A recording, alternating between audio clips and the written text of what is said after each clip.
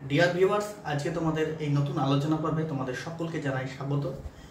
তোমরা ইতিমধ্যে আমার অন্যান্য ভিডিও থেকে জেনে গেছো পার্টস অফ স্পিচ এবং নাউন সম্পর্কে, এবং নাউনের অন্যান্য ভাগ যেমন কমন নাউন সম্পর্কে জেনেছো বা প্রপার নাউন সম্পর্কেও জেনেছো। আজকে আমি তোমাদের জানাবো কমন নাউন এবং ম্যাটেরিয়াল নাউন সম্পর্কে তুলনামূলক আলোচনা।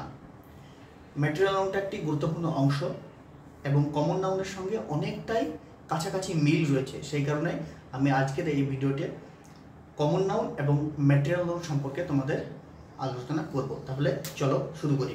দেখো, আমি লিখে নিয়েছি কমন নাউন আর ম্যাটেরিয়াল নাউন। কমন নাউন কথার অর্থ তোমরা অলরেডি জানো যে জাতিবাচক বিশেষ্য পদ, আর ম্যাটেরিয়াল নাউন কথার অর্থ কি? বস্তুবাচক বিশেষ্য পদ। দেখো, কমন নাউন সাধারণত কি হয় বলতো? মনুষ্য সৃষ্ট এবং গণনাযোগ্য হয়। যেমন এক জাতীয় যেসব জাতি রয়েছে তাদের সবগুলোকে আমরা জাতিবাচক বিশেষ্য পদ বলি, আর সেগুলো কি হয়? বস্তুগুলো বিশেষ করে মনুষ্য সৃষ্ট হয়, অর্থাৎ মানুষের দ্বারা সৃষ্ট হয়। সেটি আমি আর কিছুক্ষণ পরেই তোমাদের উদাহরণ সহযোগে বোঝানোর চেষ্টা করব। তারপর সেটি কি হয়? গণনাযোগ্য হয়, অর্থাৎ কাউন্টেবল হয়, গুনতে পারা যায়। বোঝা গেল? এবারে আসি আমি ম্যাটেরিয়াল নাউন সম্পর্কে। দেখো, ম্যাটেরিয়াল নাউন বস্তুবাচক বিশেষ্য পদ সাধারণত হয় কি? প্রাকৃতিক হয়, অর্থাৎ এগুলো প্রকৃতি থেকে পাওয়া যায়। আর কমন নাউন কি ছিল? কমন নাউন ছিল মনুষ্য সৃষ্ট, অর্থাৎ মানুষের দ্বারা তৈরি, আর এটি হচ্ছে প্রাকৃতিক। এবং হয় কি? বস্তুর উপাদান হয়, অর্থাৎ যেসব বস্তু আমাদের পৃথিবীতে রয়েছে সেই বস্তু উপাদান হিসাবে ব্যবহৃত হয় ম্যাটেরিয়াল নাউন। বোঝা গেল? যেমন একটা সোনার হয়তো আমি গলায় হার পরেছি, তাহলে সেই গলায় হারটা একটা বস্তু, আর উপাদানটা কি? সোনা, অর্থাৎ গোল্ড। অর্থাৎ গোল্ডটা হবে ম্যাটেরিয়াল, আর সোনার যে হারটা সেটা নেকলেস, সেটা হয়ে যাবে কমন নাউন। এরপরে দেখো, সামগ্রিকভাবে অভিন্ন, অর্থাৎ ম্যাটেরিয়াল নাউনের একটা বিশেষ গুণ রয়েছে, সেটি হলো কি? ম্যাটেরিয়াল নাউনটি সামগ্রিকভাবে অভিন্ন অবস্থায় থাকে, অর্থাৎ তার কোনো আলাদা আলাদা ভাগ থাকে না। কথার কথা যদি আমি বলি, দেখো আমার হাতে যদি একটা সোনার টুকরো থাকে বা লোহার টুকরো থাকে, সেটি সামনের দিক, পেছনের দিক বা যে কোনো দিকেই বলি না কেন, যে অংশকেই বলি না কেন, ইন্ডিকেট করি না কেন, প্রত্যেকটা অংশই সেটি এককভাবে লোহা, তাই কি না? সেটি আলাদা কোনো ভাগ থাকে না, সেই কারণে বলা হয় যে এটি সামগ্রিকভাবে অভিন্ন। এবার দেখো, সবচেয়ে যেটি গুরুত্বপূর্ণ পয়েন্ট সেটা হলো পরিমাপযোগ্য, অর্থাৎ ম্যাটেরিয়াল নাউন পরিমাপ করা যায়। আমরা আগে জানলাম কি? Common noun. কমন নাউন হচ্ছে কি? গণনাযোগ্য, ঠিক আছে, অর্থাৎ গুনতে পারা যায়। আর ম্যাটেরিয়াল নাউন হলো পরিমাপযোগ্য। এটাই হচ্ছে কমন নাউন আর ম্যাটেরিয়াল নাউনের মধ্যে হচ্ছে বেসিক ডিফারেন্ট, ঠিক আছে? তাহলে আমি কোনো রকম কথা না বাড়িয়ে তোমাদের সঙ্গে এবার আমি সরাসরি উদাহরণে চলে যাই, ঠিক আছে?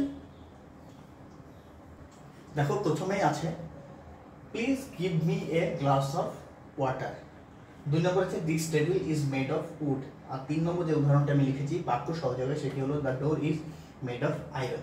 দেখো, আমি এই 3টি উদাহরণ তোমাদের একটু ডিটেলসে আলোচনা করে বোঝানোর চেষ্টা করছি। দেখো, please give me a glass of water, আমি গ্লাস এবং ওয়াটারের তলায় দাগ দিয়ে দিলাম, এবং আগে যে পয়েন্টগুলো আমি লিখেছিলাম সেই পয়েন্টগুলো একটু তুলনামূলক আলোচনা করব। তারপরে আমি উড এবং টেবিলের তলায় দাগ দিয়ে নিলাম, আর ডোর এবং আয়রনের তলায় দাগ দিয়ে নিলাম, ঠিক আছে? এবার দেখো, সবগুলো আমি একসঙ্গে আলোচনা করছি। দেখো, এখানে রয়েছে গ্লাস, এখানে রয়েছে ওয়াটার। দেখো, গ্লাসটি সাধারণত কি? মনুষ্য সৃষ্ট, তাই কি না? কমন নাউনের মধ্যে পড়ছে, অর্থাৎ গণনাযোগ্য, এটা গোনাও যায়। আর কি বলতো, এটা কিন্তু প্রাকৃতিক না, গ্লাসটা মাথায় থাকবে, বস্তুর উপাদানও না, এটা একটা নিজেই বস্তু, তাই কি না? কিন্তু এখানে দেখো ওয়াটারটা কি? ওয়াটারটা হচ্ছে একটি বস্তুর উপাদান, অর্থাৎ গ্লাসের মধ্যে রয়েছে সেটা, হ্যাঁ, এটা একটি। আবার আরেকটি যেটা হতে পারে সবচেয়ে অন্যতম একটি গুরুত্বপূর্ণ, সেটি পয়েন্টটি হলো কি? এটা হচ্ছে প্রাকৃতিক, ওয়াটারটা হচ্ছে প্রাকৃতিক। আরেকটা ব্যাপার হয়েছে সামগ্রিকভাবে অভিন্নত রয়েছে। আরেকটা কি? এটা হচ্ছে পরিমাপযোগ্য। এটা হচ্ছে সব থেকে গুরুত্বপূর্ণ পয়েন্ট, পরিমাপযোগ্য। ওয়াটার হচ্ছে পরিমাপযোগ্য, আর গ্লাস হচ্ছে গণনাযোগ্য। সর্বপ্রথম আমরা এই পরিমাপযোগ্য আর গণনাযোগ্য এই দুটি দিয়ে বিচার করব, তাহলেই মোটামুটিভাবে কমন নাউনকে আর ম্যাটেরিয়াল নাউনকে আলাদা করা যাবে, ঠিক আছে? তাহলে গ্লাস হয়ে গেল কমন নাউনের উদাহরণ, আর ওয়াটার হয়ে গেল ম্যাটেরিয়াল নাউনের উদাহরণ। এরপর আছে টেবিল আর উড। দেখো টেবিলটা হচ্ছে একটি বস্তু আর উডটা হচ্ছে বস্তুর উপাদান প্রথমত। আর টেবিলটা হচ্ছে কি মনুষ্য সৃষ্ট আর উড হচ্ছে কি প্রাকৃতিক। আর টেবিলটা সাধারণত গণনাযোগ্য আর উডটা সাধারণত কি পরিমাপযোগ্য, তাই কি না? এবার দেখো এই গণনাযোগ্য আর পরিমাপযোগ্য এই পয়েন্টটি সর্বপ্রথম তোমরা মাথায় এইটি দিয়ে বিচার করার চেষ্টা করবে, কমন নাউন আর প্রপার নাউন, কমন নাউন আর ম্যাটেরিয়াল নাউনকে। তারপরে দেখো ডোর আর আয়রন। ডোর দরজা, এই দরজাটি আয়রন অর্থাৎ লোহা দিয়ে তৈরি, তাহলে এটি মনুষ্য সৃষ্ট, এটি প্রাকৃতিক উপায়ে পাওয়া যায় আয়রন, তাই কিনা? আর এটি দেখো গণনাযোগ্য আর এটি দেখো কি পরিমাপযোগ্য, তাই কিনা? এবার দেখো এই যে সবগুলো আমি লিখে নিই, এটি কমন নাউন, এটি ম্যাটেরিয়াল নাউন, এটি কমন নাউন, এটি ম্যাটেরিয়াল নাউন, এটি কমন নাউন, এটি ম্যাটেরিয়াল নাউন, বোঝা গেল? এবার দেখো আমি নিচে আরও কিছু এরকম কমন নাউন আর ম্যাটেরিয়াল নাউনের উদাহরণ লিখে নিয়েছি। দেখো এখানে ট্রি লিখে নিয়েছি, পেন লিখে নিয়েছি, বুক লিখে নিয়েছি, রুম, ম্যান, টয়, মোবাইল, এগুলো সব এক একটি হচ্ছে কমন নাউনের উদাহরণ, বোঝা গেল? আর দেখো এখানে আমি লিখে নিয়েছি গোল্ড, স্যান্ড, স্যান্ড মানে বালি, ক্লথ, ক্লথ জামা কাপড়, অর্থাৎ জামা কাপড় এটা পরিমাপযোগ্য, তাই কি না? গণনাযোগ্য না কিন্তু, হ্যাঁ। তারপরে হানি, তারপরে মিল্ক, এগুলো সব এক একটি ম্যাটেরিয়াল নাউনের উদাহরণ।